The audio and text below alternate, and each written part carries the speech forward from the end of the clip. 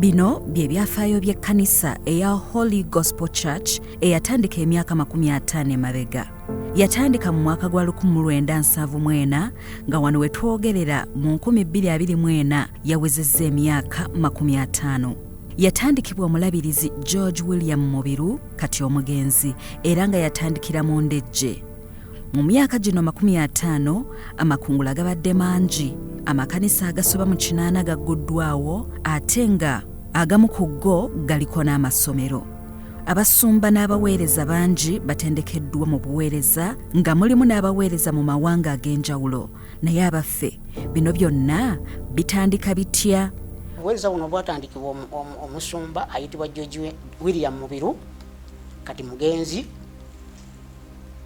yalokokera mu Full Gospel mu biseera eby'emyaka egyo era egy'ensanvu. Ebyafaayo bitulaga nti yatandika oboolyawo mu mwaka ogw'73 nga guggwako, naye ebiwandiiko ebitongole bitulaga nti yatandika mu 74. Ebbanga ddene eriyiseewo ddala, naye ebyafaayo bibaawo ne bwe bitandikira. Nakula ne mwannyinaze oyo Nsumba George William Mubiru.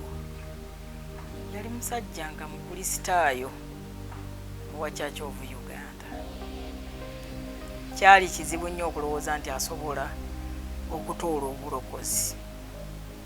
Ne Katonda nga ye bwakola emirimu gye nga tabwakanyizibwa, yateekawo engeri gy'ayinza okubeera nga amufuna.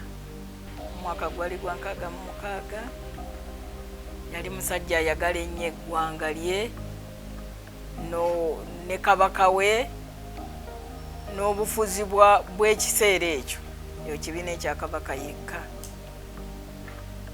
Bw'atyo gavumenti ya kabaka bwegwa mu 1966 ne bagamba kabaka baalagira nti waligwa wendikola ki, wendigwa. Ne basala amagezi engeri gye bayinza okulwaniriramu kabaka waabwe. Kati mpozi mubo mulimu ate bambega abababega. Tuli era awakaawo ng'abazannyira abaana batandise okutegeeramu, tulaba emmotoka ejja babuuza wano we Mubiru babuuza maama. Waliwo senga Kamulege yalinga oba nga yeesuddeko konna ennyumba gwe basookerako ndowooza nga banajama amawulire mwana omuto abagamba baba taliiwo. Bambuuza ate maama ng'ali mu nju naawe n'avaayo nabagamba taliiwo, yagenze kuziika maama we. Naye abaali eyo mu kuziika olunaku olwo ndowooza lwe lwali olunaku lw'okukwatibwa kwe. Ffe twaliwo ng'abaana abato ne basooka batuggyako wo n'awaka tusomola ebyama, ne wabaawo gye baatutwalako. Maama tugenda okulya ng'akaaba mwami gundi bamukutte, ne mwami gundi bakoze eki, bamukutte. Kati batuma mukulu wange omukulu Saamu agenda stopping taata ku luguudo. Lowooza naye yatya, ate ekkubo lye bamugamba okuyitamu ate yesiri yayitamu, ate yayita walala. Kati muzeeyi ajja abatuuka awaka bw'ati ng'ate n'abasajja bakomawo eri gye baakola ki, gye baali bagenze. Yajja atambula, baamulondoola kuva Kibiri mu Stenseni nga bajja bamutambulizaako amaaso paka we yakyama awaka. Tebaamukiriza kwogera bigambo bisukkiridde. Sajja yali musingasinga, ettambaala ebire ekirevu kikomeeyo. Olwo naffe abaana tusembedde tuli awo ku mulyango tuwagala okumanya ki ekigenda mu maaso. Tuli awo ku mulyango gw'enju yaffe. Bamuteekako empingu ku mukono ne bamutwala. Omulabirizi Mubiru ng'amaze okukwatibwa ne banne yatwalibwa mu kkomera e Luzira ku musango gw'okulya mu nsi y'olukwe. Ne bawozesebwa era ne gubasinga ne basalibwa ogw'okuwanikibwa ku kalabba. Baabatuuse eyo omusango ogw'abavunaanibwa gwali gwa kulya mu nsi yaabwe lukwe. Oluvannyuma lw'okusingisibwa omusango ogwo yali ateekeddwa mu abo abagenda okubeera nga bawanikibwa ku kalabba. Yantegeeza nti bwe yali mu kkomera yasisinkana omuweereza wa Mukama Lwanga Brown eyali nga asabira ku Full Gospel Makerere era n'abeera ng'amubuulira enjiri. Enjiri ennyingi eyabuulirwanga mu makomera, omulabirizi Mubiru yayatula obulokozi n'abamu ku banne be yasibwa nabo, era n'ayagala nnyo okuyiga n'okumanya Katonda. Era Bayibuli eyamuweebwa yagisomanga nnyo. N'ayatula Yesu ng'omulokozi we. Amawulire gaatusanyusa nnyo naye tetwagategeera nnyo, era abamu ku kyalo baagamba Mubiru ng'alokoka atya. Tekisoboka. Nga naawe bimanyi ebyekikaamu, Mubiru yasiruwadde, Mubiru yalokose, komera lyamusiriwaza ki. Mubiru n'abeera mu kkomera nga musajja ayali tayogera. Bannaffe abaakomangawo nga batugamba Mubiru yalaluse. Mubiru ali mu kkomera ayogera ng'eyali asidi. Mubiru Yesu yafuuse Yesu, teri kigambo kirala tabuuza nti abaana bange bali batya, kino kiri kitya, wabula kimu kyokka Yesu. Abasajja abo bonna nga bwe baali 27, mwalimu n'abasiraamu, mwalimu n'abaki, bonna ne bakkiriza enjiri. Abasajja abo ne babeeranga Basadraki, Mesaki n'Abedunego bwe baatwalibwa mu kkomera. Mu bimu ku byawandiikibwa ebyamukomako kye kya Zabbuli eya 24 olunyiriri olusooka okutuuka ku lwokubiri. Era yantegeeza nti olunaku lumu bwe yali asoma Bayibuli n'asoma olunyiriri olugamba nti ensi ya Mukama n'okujjula kwayo. Bwe yamala okusoma olunyiriri olwo n'asirikamu n'alulowoozaako, n'awulira nga Mukama ayogera naye okuyita mu lunyiriri olwo. N'ebigambo bye yaŋŋamba bye yawulira nga Mukama ayogera naye byali nti, bw'oba nga otegedde nti ensi yange nze Mukama n'okujjula kwayo, kiki lwaki wali osalawo okugirwanirira ng'ate ensi yange nze njiwa oyo gwe mba njagadde okubeera nga yagifuga. Kaakati mukadde waffe naŋŋa nti ebigambo ebyo byamukuba wala nnyo, era n'atandika okwenenya mu maaso ga Mukama nga yeenenya olw'okwenyigira mu kulwana okuggyako gavumenti eyali eriko mu kiseera ekyo. Yagenda okulaba nga waliwo ekintu ekifaanana ng'olubaawo nga kisibwa okuva waggulu mu kasenge mwe yali asibiddwa. Bwe yatunula ku lubaawo olwo n'alaba nga buli kibi kyonna kye yali akoze nga kiwandiikiddwa ku lubaawo olwo. Era n'aŋŋamba nti yatandika okwenenya ebibi ebyo kimu ku kimu ng'ava waggulu, n'atandika okwenenya naye bye yamalanga okwenenya nga kisangulwako. Naye n'agamba nti bwe yali ng'akyenenya n'alowooza nti hakati bajja kuleeta emmere ku ssaawa 5 bansazeemu okwenenya kwange. Naye agamba nti ku olwo ekyemisana kyakeerebwa. Neyeenenya okutuusa we yatuuka ku kibi ekisembayo. Bwe yatuukira ku kibi ekisembayo zaali ziweze essaawa 11 ez'olweggulo. Era olwamala okwenenya ekibi ekisembayo, olubaawo kwe yali abirabira ne luzibwayo waggulu, yagenda okuwulira nga batuusa ab'emmere nga bagiyisa wansi w'oluggi nga bagimuwa. Era waayita akaseera katono ng'amaze okwenenya ebibi ebyo, pulezidenti eyali aliko eyali amusibye olw'okulya mu nsi olukwe n'abasonyiwa ne bafuna ekisonyiwo. Yasibibwa mu mwaka gwa 1967 n'ateebwa mu 1969 mu mwezi ogwokusatu. Bwe yeenenya eri Katonda yamusonyiwa, era ne gavumenti n'emusonyiwa. Era bw'atyo nga wayise ebbanga ye ne banne baayimbulwa okuva mu kkomera e Luzira. Wabula ng'amaze okuteebwa yabuulira ab'omu maka ge enjiri, era nabo ne balokoka. Akomawo batukomyawo ffenna gye basenga gye baali basaasaanidde gye batututte, kubanga basenga baali batugabanya.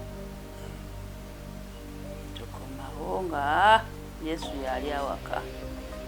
Bwe yajja awaka ogamba twebaka ku tulo. Yasuula ayogera ekiro kyonna.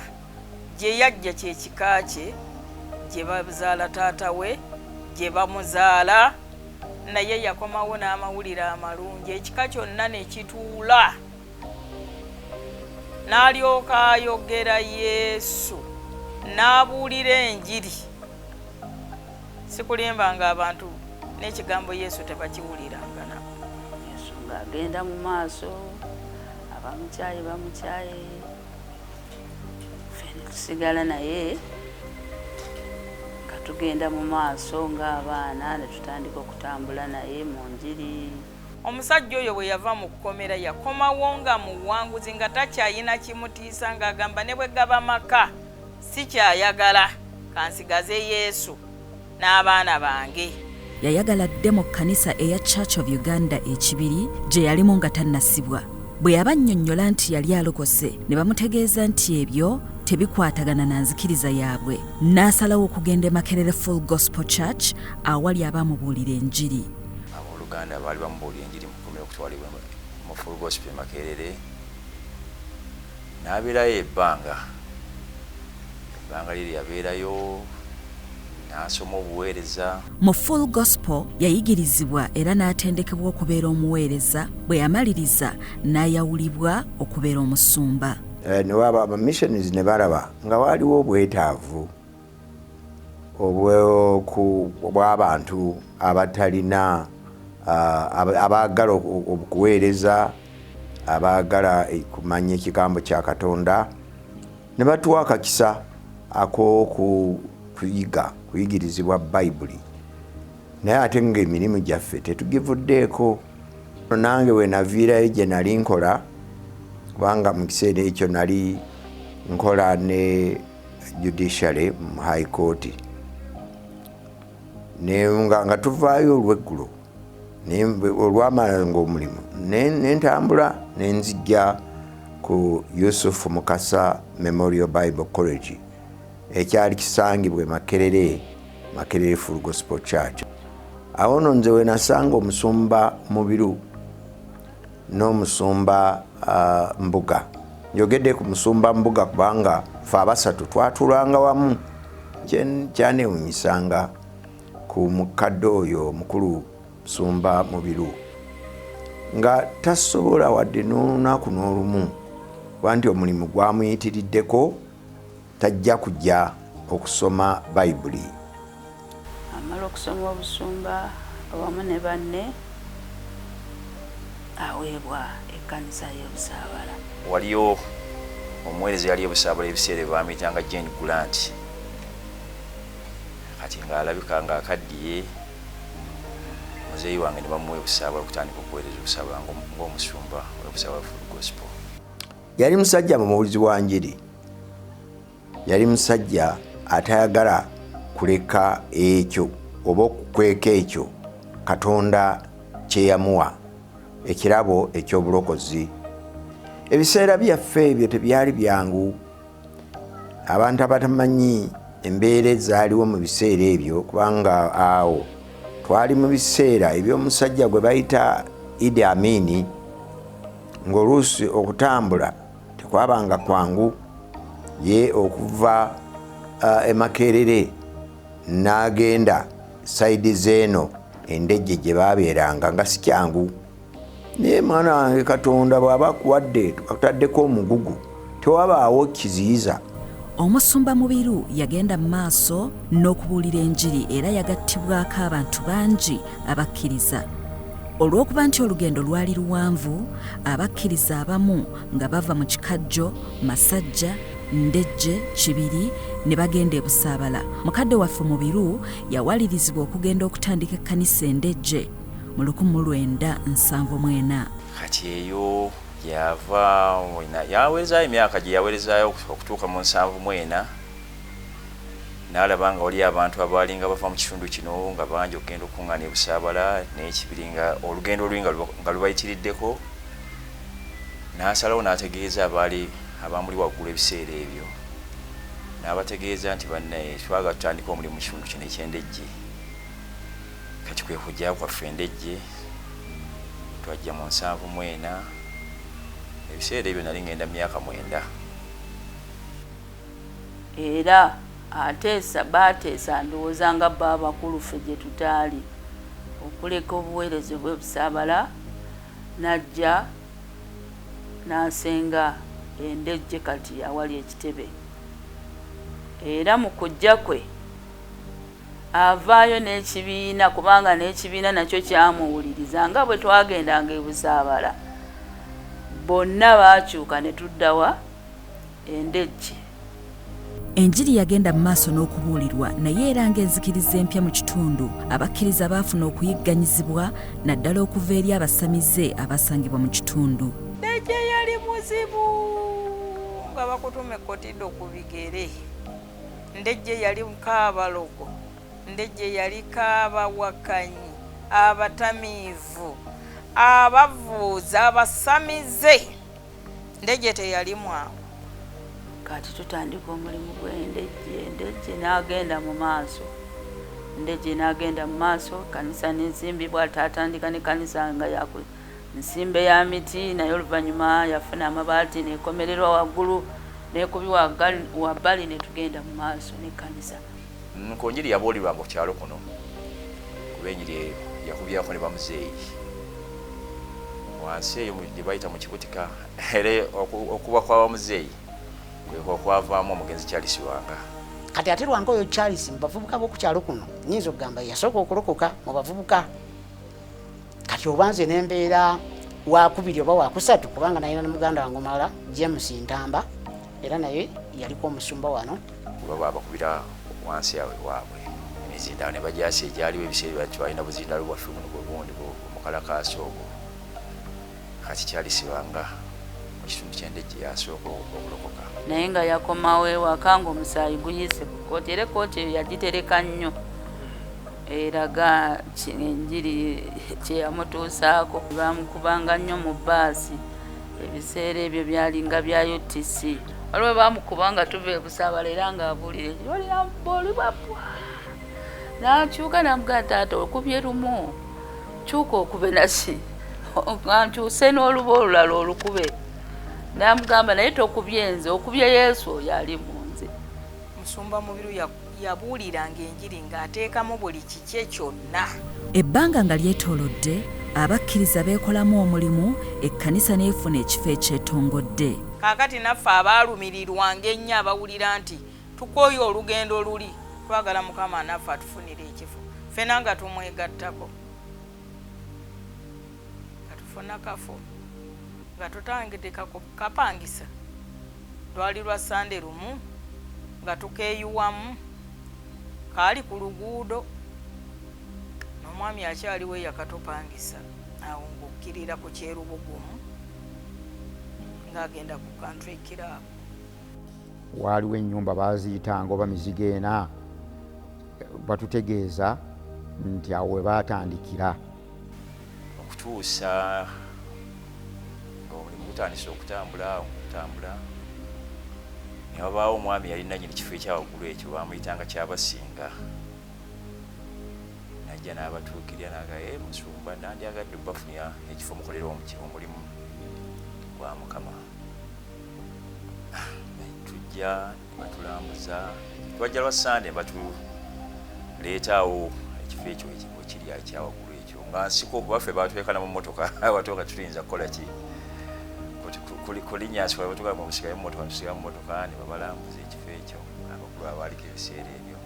Nga nno abamu ku bantu be nasiŋŋaana nga babatunyumiza nga bye baaliwo yalimu omulabirizi eyawummula omulabirizi Reverand Mubiru omukadde Kamulegeya walingawo bamuzeeyi Sempa walingawo n'abalala bamaama Kalenzo betuwulirako abantu bwe batyo era ndowooza abantu abo beesondamu ku busente obutonotono ng'amaanyi gaabwe bwe gaali ne balyoka bagenda ne bagula awo we bali ne tufuna ekifo mu bwangu ku ndejje kuno naye nga teri muntu atusenza naye olw'omulimu gwe twali tukola gwagendanga gutugattako emikwano bantu balinga banyoomebwa naye ate be twafunangamu engeri gye tunaakolamu omulimu.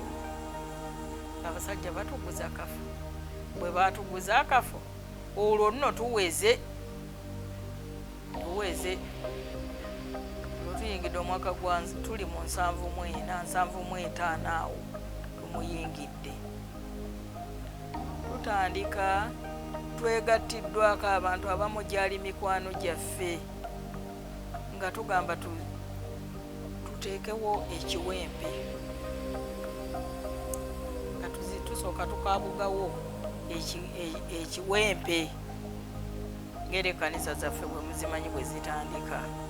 Twakikola nno mu ngeri nnyangu naye nga twakiggala kuba ekkanisa zaffe zaali ziyigganyizibwa ate ffe twali bantu abafaayo okulaba nti ennyumba ya Mukama eba ya kitiibwa. Twalina emikeeka gyaffe, twalina eŋŋoma zaffe, twalinanga buli kintu era nga Katonda tumuwa ekitiibwa okusinga ebintu byonna ebikozesebwa munda mu kyaki. Twabikozesanga emikeeka gyaffe n'ebituulwako na buli kimu. Ebiseera ebisinga mu kyaki omulimu gwe twakolanga omunene gwali nga gwa kusaba okusinga ekyalo, okusinziira ekyalo bwe kyali kifaanana.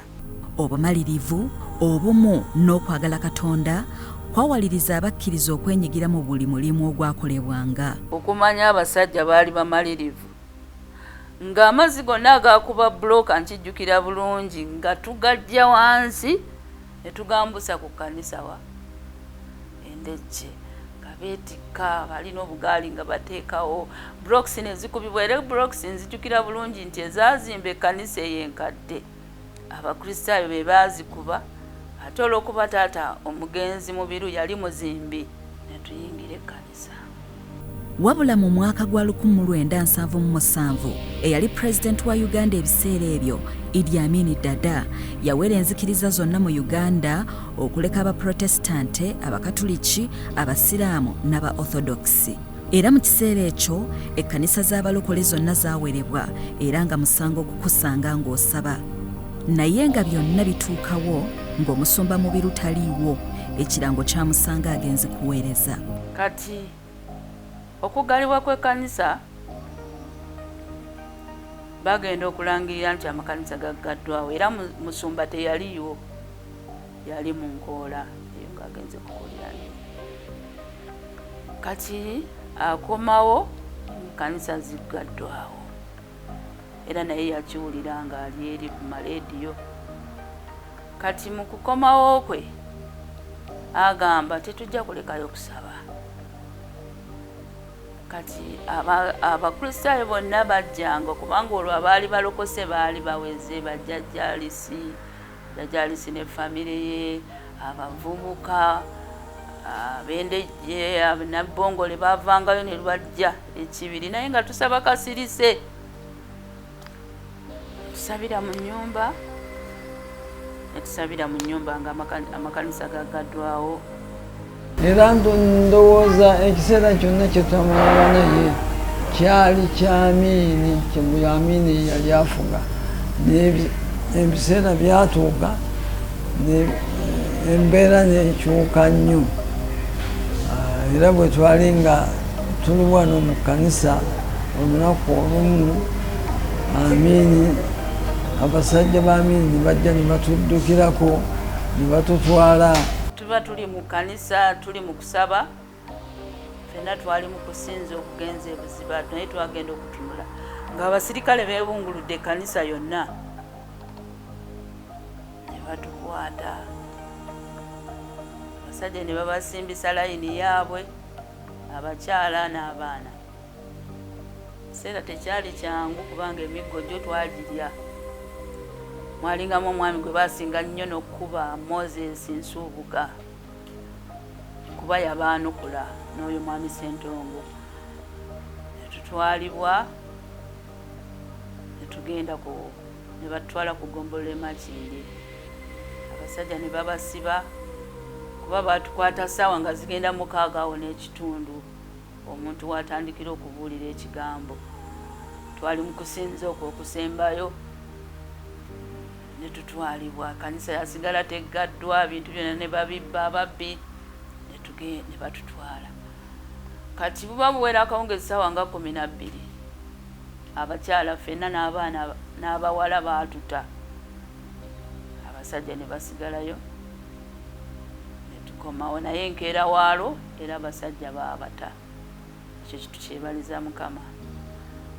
Naye ng'amakanisa amalala be baakwatira Makerere Gospel baabayisa bubi, baasibibwa abaatwa bateekebwa mu bifo ebizibu ne bakubibwa mu ngeri ez'enjawulo, abalala ne basibibwa mu makomera.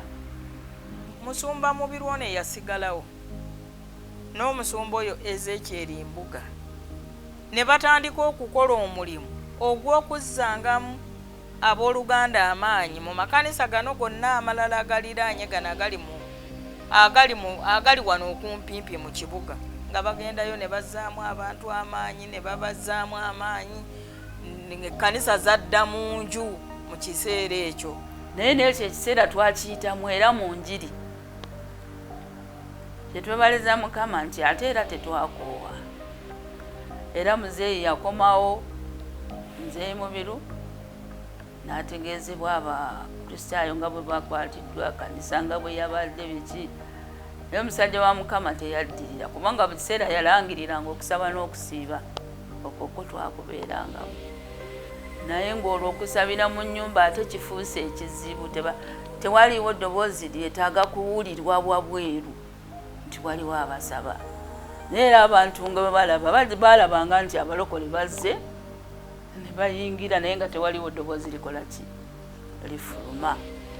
Kati ng'ekigambo mukisomera mukasirise, esaala mugisabiraawo Mukama.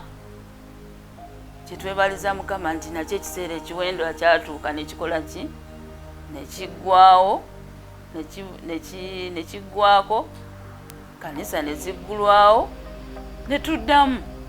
Mukama n'amuwa okwolesebwa obutukuvu n'obutuukirivu. Ebbulaniya 12:14 nti awatali butukuvu na butuukirivu tewali aliraba Mukama.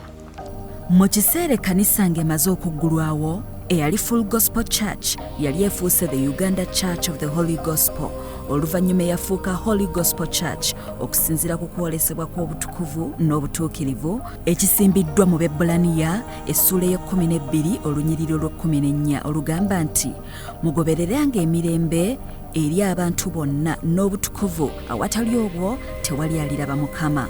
Era okusinziira ku njigiriza ey'omusumba Mubiru yamanyika nnyo eri abantu bangi nga bayaayaana okumulabako, era mu kiseera ekyo baali bakwataganye n'omusumba Mbuga eyatandika amakanisa aga Gospel Messengers.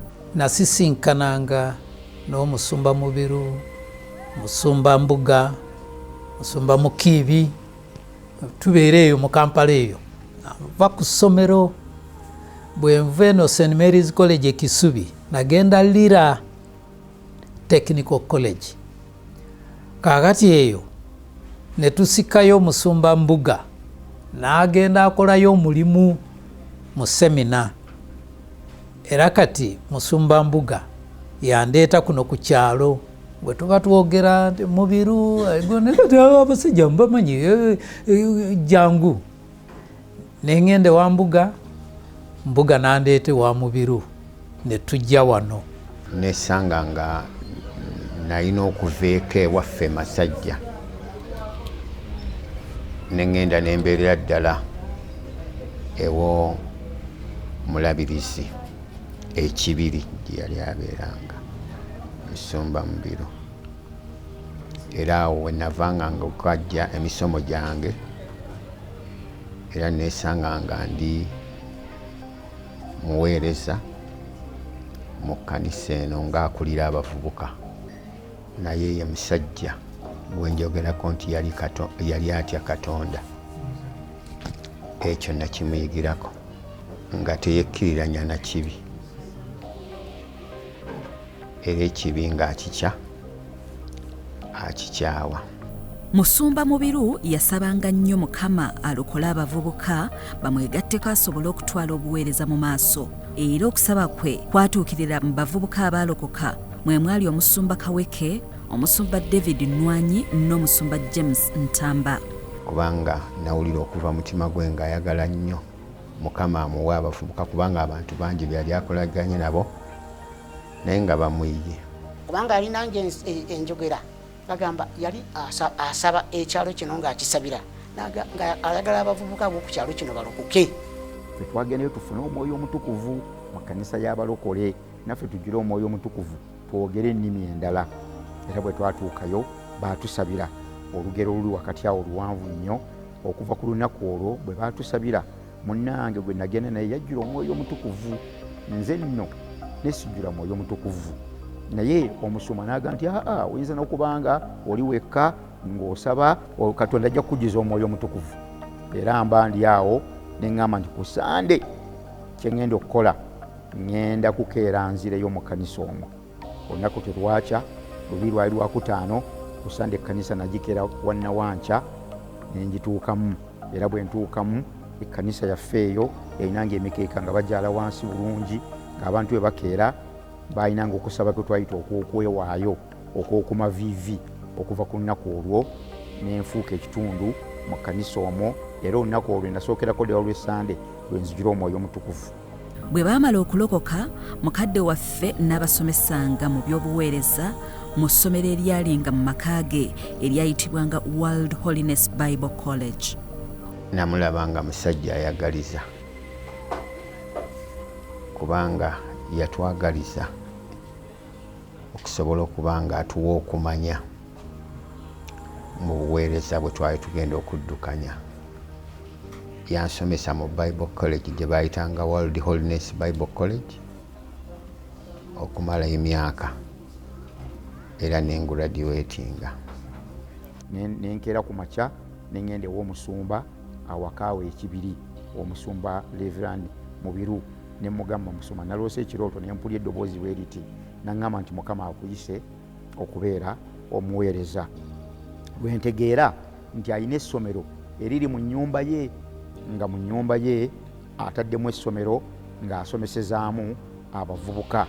Kale yampa okumanya tekuyakomaawo, ekigambo ekyo ekyokwagaliza yatutwala e Wairaka ew'omusumba Microslo, kubanga twalinayo era omusumba Erisa yali avudde wano ng'agenzeeyo, era ne tubanga tutendekebwa.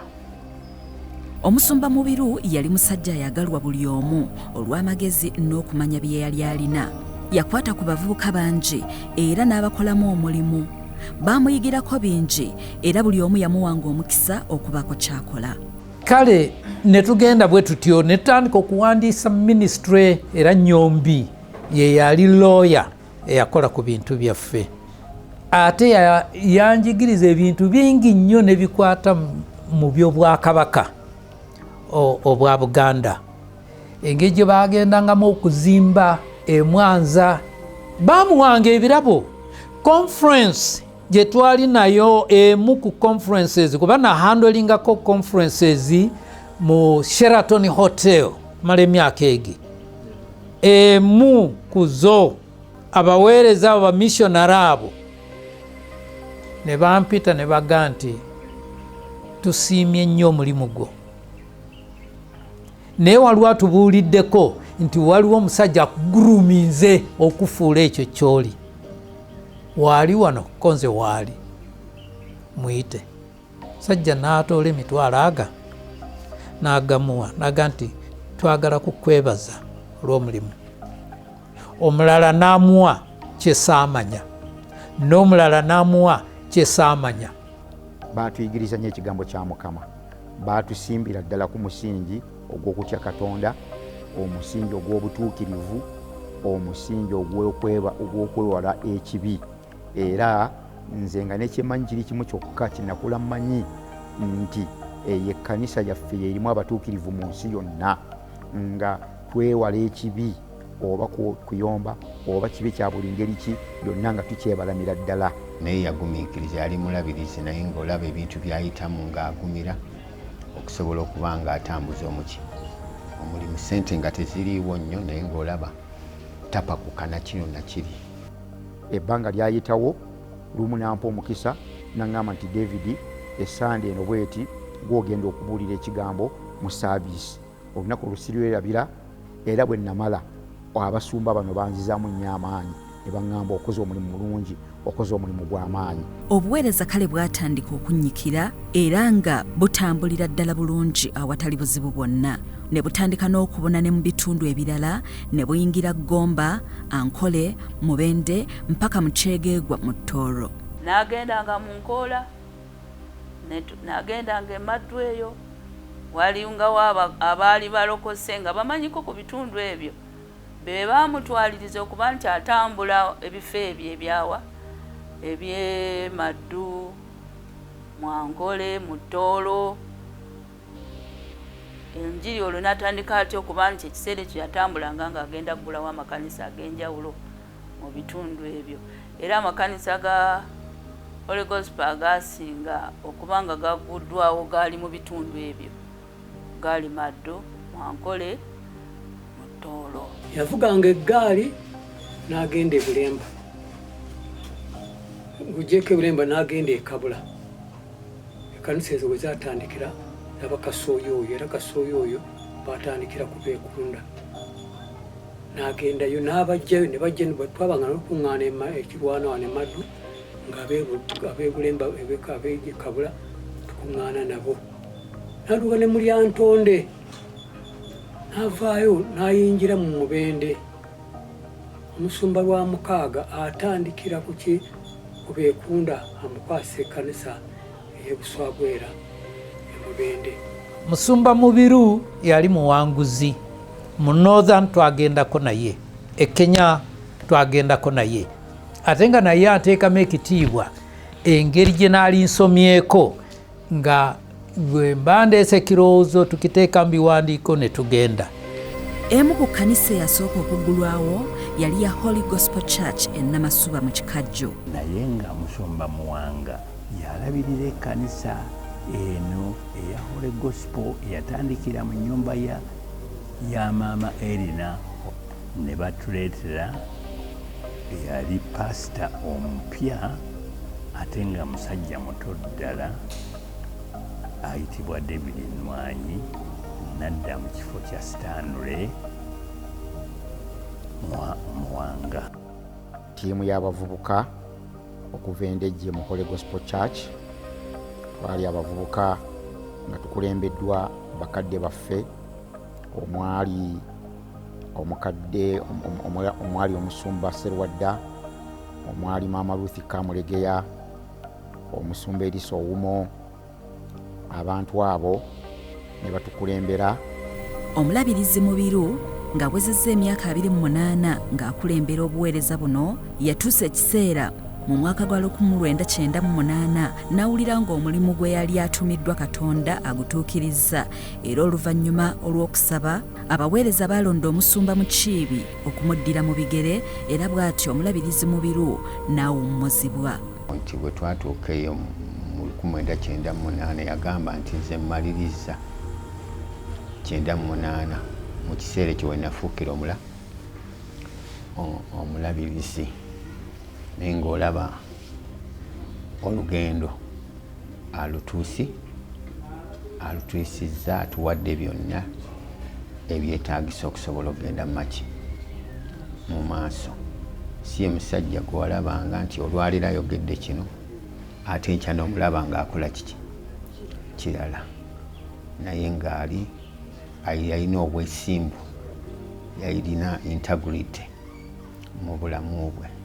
Nga wayise emyaka 20 ng'omusumba Mukiibi alabirira obuweereza okuva mu 1998 okutuusa mu 2018 bw'atyo naye yawummula era abalabirizi baatuula ne basaba era omusumba Magezi Bulega Geoffrey yatuuzibwa ku bulabirizi bw'amakanisa ga Holy Gospel ng'ennaku z'omwezi 23 omwezi ogwa January omwaka 2022 nga we twogerera bino yakyaliko.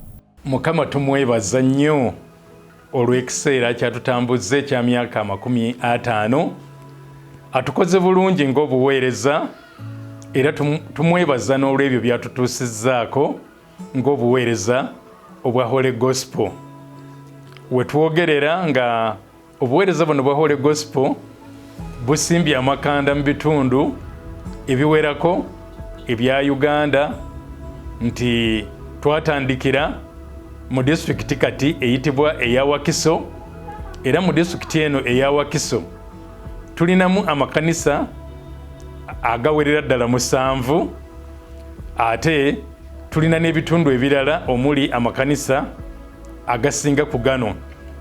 Ekitundu ekisingayo okubeera n'amakanisa aga Holy Gospel nga mangi ye disitulikiti ey'Ekyegeegwa gye tulinamu amakanisa 20, ate ne tubeera ne disitulikiti endala ey'Eggomba nga tulinamu amakanisa 16, tulina disitulikiti ey'Ekyankwanzi tulinamu amakanisa 15, mu disitulikiti ey'Emubende tulinamu amakanisa 11, ate ne tugenda mu disitulikiti nga ey'Eryantonde, Kazo, Yibanda ne Sembabule, Omugatta awamu nayo gye tulina amakanisa nga 17. Kale twebaza Mukama olw'olugendo olwo. Naye nga bakadde baffe abatandika obuweereza buno baalina ennono kwe baatambulira okusobola okukola omulimu gwa Mukama. Ti mu kiseera ekyo abantu baakoleranga mu bumu, nga abakkiriza bonna n'abaweereza mu makanisa agatali gamu, mu bitundu ebitali bimu, bonna bakolera wamu, era olw'okukolera awamu kyebava basobola okukola omulimu gwa Mukama okugutuusa mu bitundu ebyo byonna. Kyenjagala okubeera nga mbasaba ffenna kwe kunyweza omwoyo oyo ow'obumu bakadde baffe gwe baatandika naye era gwe baatambuliramu okusobola okukola omulimu ogwo. Abantu baakolanga omulimu gwa Mukama ne basobola okutambula eŋŋendo ezaabeeranga empanvu, ne bakwata mu nsawo zaabwe nga batambula eŋŋendo ezo nga beepakira, nga bakola byonna nga empeera yaabwe bagisuubira kuva eri Mukama, nga tebasuubira muntu mulala yenna okubeera nga yabasasula. Naye omulimu gwe baakola mu mbeera eyo tugulaba nga naffe olwaliro tugwenyumiririzaamu. Nti abantu tuddeyo tumanye tujja kukwagala okwasooka. Enjiri kati efuuse, abantu bagikyusiza ne bagitwala nga bwe bamanyi. Naye ffe enjiri gye twali tuyina yali ya bumu, abantu tusobola okumanya nti omusumba oba omukristaayo ko omusumba gw'omutaliiwo bw'aba nga tasabye ng'otumala tulina okugendayo mu kkanisa yetu z'okumanya lwaki omusumba ono tasabye. Kati naffe mu mulembe gwaffe nga Mukama ate atuyingiza mu myaka emirala 50 n'emirala eginaasinga ku egyo, tusaba Mukama atuyambe okunyweza obumu, ate era mbasaba mwenna nti ffenna tufube okwekuuma obumu obwo, obumu obw'omwoyo n'okusibibwa awamu n'emirembe ng'ekigambo kya Katonda bwe kitugamba. Senga ffenna abaweereza, abakkiriza, abasumba, abalabirizi ne bannaffe abalala mu buweereza obulala kaakati naye nga baatandikira mu buweereza bwa Holy Gospel, senga tunanyweza obumu obwo ne tukolera awamu, Mukama atajja kututwala ku bikulu n'ebinene bingi ddala. Era njagala n'okukubiriza abo bonna abaali mu buweereza buno ne mugenda mu buweereza obulala, oba oli awo nga mwagenda nga waliwo ebyali bitabasanyusizza bulungi oba ebyali bitakwatiddwa bulungi, naye bwe mubeera nga gye muli nga muwulira okwagala okukomawo eno ku butaka, tubaaniriza n'emikono emiggule, mukomeewo tukwasize wamu omulimu gwa Mukama. Amiina era amiina.